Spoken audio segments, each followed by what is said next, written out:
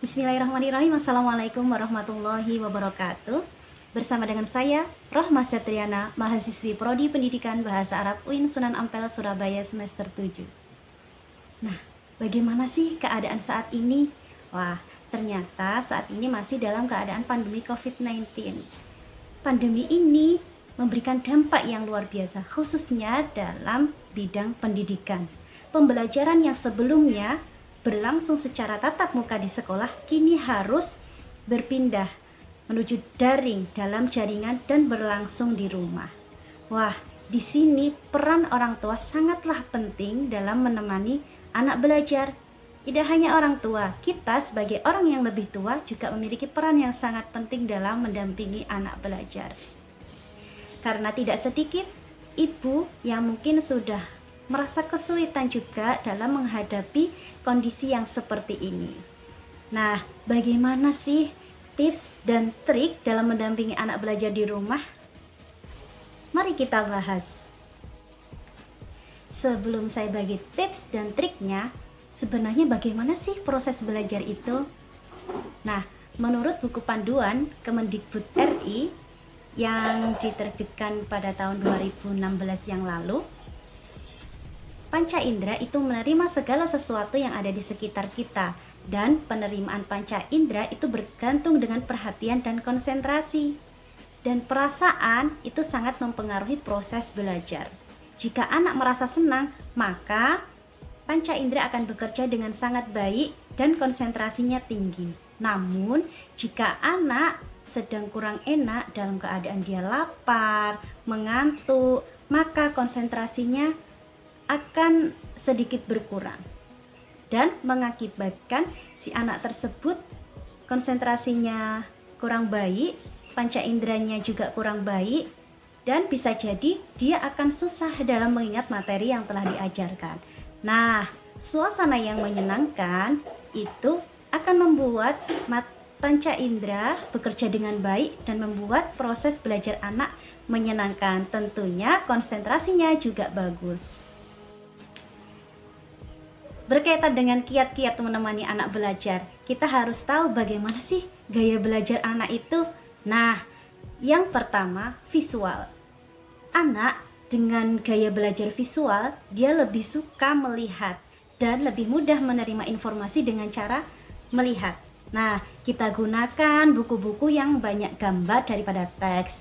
Kemudian kita berikan buku-buku cerita yang bergambar, kemudian dengan penulisan yang menarik, atau kita berikan pengetahuan yang berupa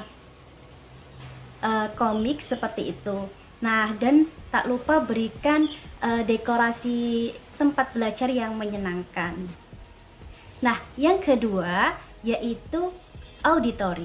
Nah, anak dengan gaya belajar auditori ini dia lebih sensitif dengan musik.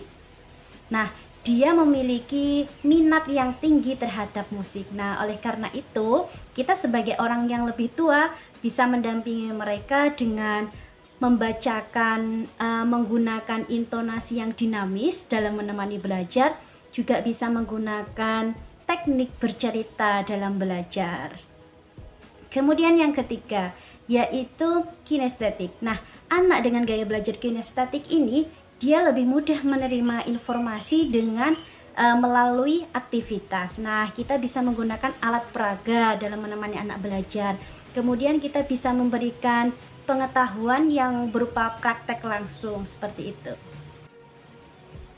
Menurut Debbie, Yulia, dan Rasmita, dalam jurnal lapangan Abdi Mas Rumah Ilmiah yang diterbitkan pada tahun 2020 menyatakan bahwa ada beberapa tips dan trik dalam mendampingi anak belajar di rumah.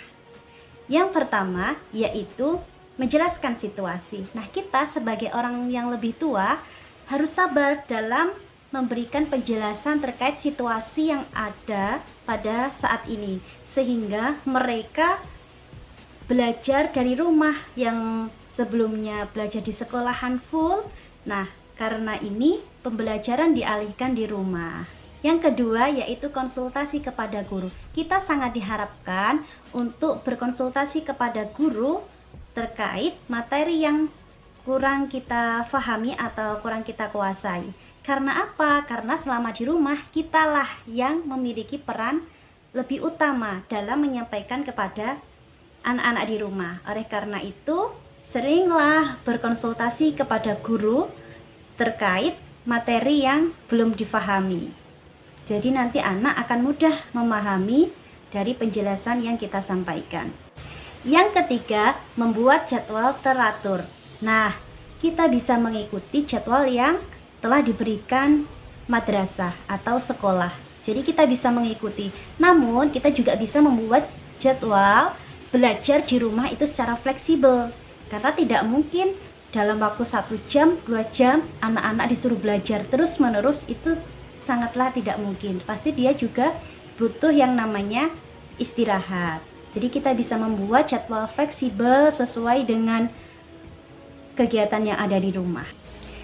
Yang keempat yaitu membantu anak belajar. Nah, kita sebagai orang yang lebih tua diharapkan untuk membantu ketika anak-anak sedang belajar, khususnya apabila terjadi kesulitan, ketika dia menemukan kesulitan atau masalah.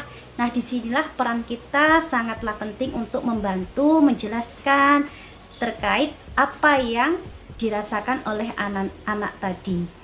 Nah, karena kurikulum 2013 ini mungkin dirasa lebih sulit dari pribadi anak tersebut. Karena itu jelaslah butuh bantuan kita dalam belajar. Yang kelima, menciptakan suasana rumah yang nyaman untuk belajar. Nah, suasana yang nyaman ini akan membuat semangat anak dalam belajar. Kita bisa mengajak belajar di ruang tamu, ruang keluarga, atau kita bisa mengajak ke pekarangan rumah.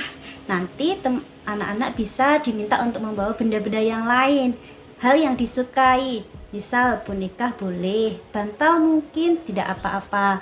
Nah, di situ nanti anak-anak bisa belajar, juga dia tidak bosan karena tidak terlalu ditekan oleh lingkungan yang kurang mendukung. Yang terakhir yaitu selingi aktivitas menyenangkan.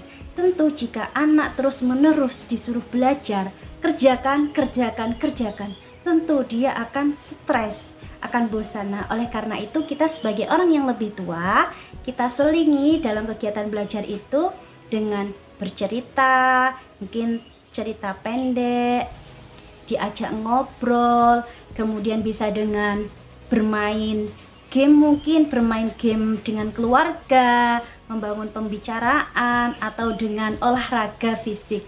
Itu juga bagus, sehingga anak tidak bosan ketika belajar. Jadi merasa memang ada waktu khusus, waktu istirahat untuk mereka fresh, seperti itu.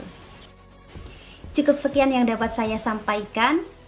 Semoga bermanfaat dan saya memohon maaf atas segala kekurangan dan kesalahan dari awal sampai akhir. Akhiran, wassalamualaikum warahmatullahi wabarakatuh.